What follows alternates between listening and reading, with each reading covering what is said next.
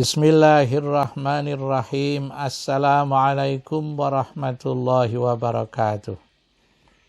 Alhamdulillah wa syukrulillah. Wassalatu wassalamu ala rasulillah. Nabiyyina Muhammadin ibni Abdillah. Wa ala alihi wa sahbihi wa mawalah. Amma ba'du. Ashhadu an la ilaha illallah. Wa ashhadu anna Muhammadar Rasulullah. Raditu billahi rabba wa bil islami dina wa bi Muhammadin nabiyya wa rasulah. Rabbi zidni ilman nafi'a warzuqni fahma wa hukma wa alhiqni bis salihin. Amin. Alhamdulillah kita kembali dapat bertemu atas izin dan karunia Allah untuk membahas Asmaul Husna. Pembahasan kali ini Asmaul Husna Allah Al-Malik, yang terjemahannya adalah Allah yang maha menguasai, Allah yang maha memiliki, yang secara lebih jelas nanti akan kita bahas dari tafsir maupun dari hadis. Yang jelas, lafaz Malik sebagai salah satu Asmaul Husna ini lazimnya diidhofahkan, disambungkan dengan lafaz lain. Misalnya di dalam surah Al-Fatihah itu adalah Maliki Yaumiddin. Di dalam surah Ali Imran misalnya Malikal Mulk.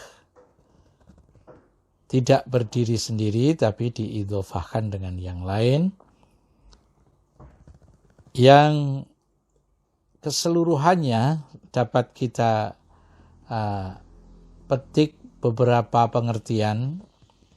Allah Al-Malik adalah Dia yang menguasai segala hal. Makanya disebut yang maha kuasa tadi. Apa yang dikuasainya? Segala hal. Menguasai dan mengelolanya dengan penguasaan yang mutlak. Inilah sifat perbuatan Allah menguasai ini adalah satu, menguasai untuk mentasarrufkan, untuk mengelola, dan sifat dari kepenguasaannya itu mutlak. Kemudian ada juga yang mengartikan Malikal Mulk itu raja di raja. Ini sebenarnya menggambarkan bahwa kalau raja itu berkuasa, kalau raja di raja itu kekuasaan semua raja-raja yang ada itu di bawahnya. Makanya raja di raja. Yang menguasai segala hal sejak, ini perspektifnya lain. Kalau tadi yang pertama itu menguasai segala hal, itu dalam perspektif yang umum, horizontal begitu. Kalau di sini diartikan menguasai segala hal itu adalah terkait dengan proses sejak penciptaan. Bahkan sebelum diciptakan itu pada zaman azalinya Allah sudah menetapkan dan ketetapannya itu ditulis di Lauh Mahfuz. Itu kalau dalam perspektif manajemen itu sudah direncanakan lebih dahulu, yang dokumennya terdapat di Arsy yang menjadi pusat pengendalian dan perencanaan Allah. Sama dengan yang tadi, selain sejak penciptaan, pengelolaan setelah tercipta, dan kemudian nanti Allah akan mengembalikan lagi kepadanya. Jadi semua yang diciptakan oleh Allah itu akan kembali kepadanya. Maka salah satu di antara Asmaul Husna yang terkait dengan itu adalah Al-Waris. Setelah semuanya fana, semuanya akan kembali kepada Allah. Allah lah Al-Waris yang mewarisi semua yang sudah fana itu. Sehingga disebutkan penguasaannya itu kalau dari perspektif zaman itu sejak zaman azali dan akan terus berlangsung, tidak akan ada habisnya, yaitu disebut dengan abadi. Jadi kekuasaan Allah itu kemutlakannya antara lain terkait dengan waktu, sejak zaman azali dan abadi. Lalu terhadap alam nyata maupun alam gaib, Allah juga berkuasa. Jadi alam nyata ini yang kita bisa menangkapnya dengan indera, alam gaib itu yang indera sudah tidak dapat menangkapnya. Oleh karena itu, seperti malaikat, seperti surga, neraka, itu Allah di dalam banyak surat itu termasuk mengajarkan kepada kita, mengajarkan malam takunu ta'lamun, mengajarkan sesuatu yang kalian itu tidak tahu, termasuk surga, dunia maupun akhirat. Di dunia ini saja pun ada yang sisi yang gaib, seperti jin misalnya, itu bagi kita gaib. Kita tidak tahu bagaimana posturnya dan lain sebagainya. Di dunia maupun di akhirat, Allah menguasai semuanya. Itulah Allah Al-Malik, Malik Al-Mulki, yang di dalam surah Al-Fatihah itu Maliki Yaumiddin. Maliki Yaumiddin ditasfirkan oleh As-Sa'di sebagai Al-Malik huwa man ittasafa bisifatil mulk. Al-Malik itu zat, diri Allah yang bersifat menguasai. Allati min asariha annahu ya'muru wa yanha. Karena Allah menguasai segala hal, Allah asar dari kekuasaannya itu memerintah, menyuruh. Kemudian wa yusibu wa yu'aqibu. Allah memberi pahala juga menjatuhkan siksa. Wa yatasarrafu bima malikihi bijami'i anwa'it tasarrufat. Allah mengelola dengan macam-macam pengelolaan. Pengelolaan prosesnya, pengelolaan akibatnya, pengelolaan berjalannya semua makhluk. Pengelolaan tentang hidup dan matinya dan seterusnya.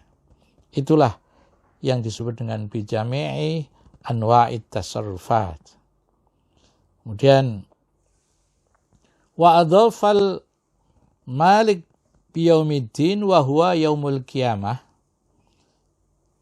itu dikuasai oleh Allah pada hari kiamat itu. Untuk apa Allah menguasai? Ini juga termasuk anwa'ut tasarrufat, yaitu yaumu yudanun nas fihi bi'amalihim, hari di mana semua manusia akan dihisab, diperhitungkan, dinilai balasan yang tepat dari amal-amalnya itu apa. As-Sa'di menyebutkan khairiha wa syarriha, yang baik, yang buruk, semuanya akan dibalasi, akan diperhitungkan. Li'anna fi dhalikal yaum yudhiru lil khalqi tamamaz zuhur. Hari itu sangat jelas karena Allah memperlihatkannya pada hari kiamat itu kepada semua makhluknya. Kemudian bagaimana meneladani Allah Al-Malik ini? Ada beberapa poin, yang paling tidak di sini dapat kita ambil 2 saja. Yang pertama, kita tahu maknanya. Allah Al-Malik itu menguasai, menghisab, memperhitungkan, dan membalas. Maka kita harus punya keyakinan bahwa diri kita ini adalah hamba Dia, hamba Allah. Oleh karena diri kita hamba Allah, apa yang ada di dunia yang dikaruniakan kepada kita di bumi ini adalah istikhlaf. Kita mendapat delegasi untuk menjalankan fungsi di muka bumi ini. Makanya fungsinya secara istilah disebut fungsi khilafah. Dan selain di dunia ini makna kita terkait dengan apa yang kita punya itu bersifat istikhlaf, juga yang Allah karuniakan kepada kita, yang Allah berikan kepada kita itu adalah cobaan. Makanya disebutkan ketika Allah memberi sesuatu, apapun yang diberikan oleh Allah kepada kita, itu pemberiannya bermakna cobaan. Apa inti cobaannya? Akan Anda lakukan seperti apa sesuatu yang Allah berikan. Itulah yang disebut cobaan.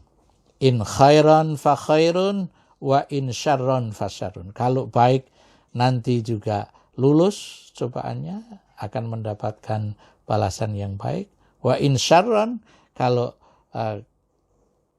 tidak pas, tidak atau bahkan menyimpang dari apa yang dilakukan dalam menghadapi cobaan itu, maka Allah akan membalas dengan menjatuhkan siksa.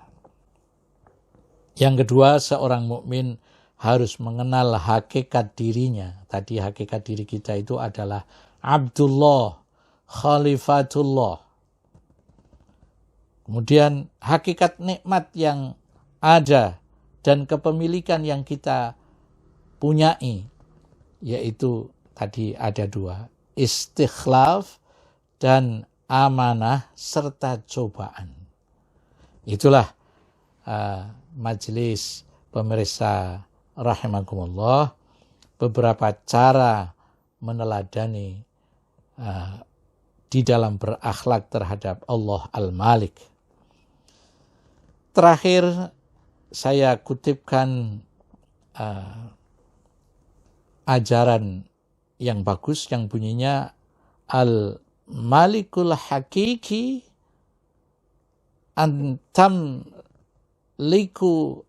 antamlika nafsaka wa hawak.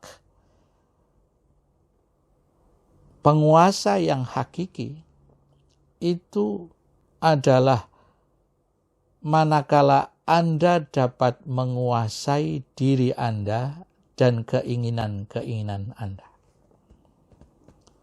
Dikuasai untuk apa? Seperti tadi, bagi Allah adalah ada anwa'ut tasarrufat, dikuasai untuk kita kelola dalam kerangka ketaatan kepada Allah Subhanahu wa ta'ala. Karena semuanya itu amanah, semuanya itu istikhlaf, semuanya itu cobaan. Mudah-mudahan dengan apa yang telah kita bahas ini menjadikan kita makin menghayati posisi kita dan fungsi kita di dunia ini. Wallahu a'lam bishawab. Wassalamualaikum warahmatullahi wabarakatuh.